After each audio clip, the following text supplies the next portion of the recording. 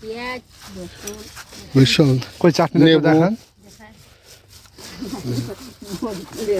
মরিচ পেঁয়াজ আজকে আমরা আনছি না গো।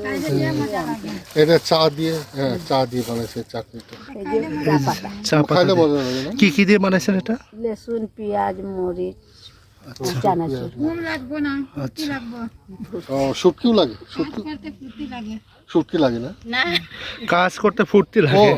শুটকি লাগে। যাক ধন্যবাদ। এটা দিয়ে আমরা খাই তো। আসি দিদি। আসি, ভালো থাকেন। তখন আমরা চার বাগান থেকে বের হয়ে যাচ্ছি না, তো আমরা বিভিন্ন জনের সাথে কথা বললাম, তো ভালো লাগলো খুব। আবার চা হয়তো নাও দেখা হতে পারে ওদের সাথে, এই জন্য ওদের সাথে একটু কথা বললাম।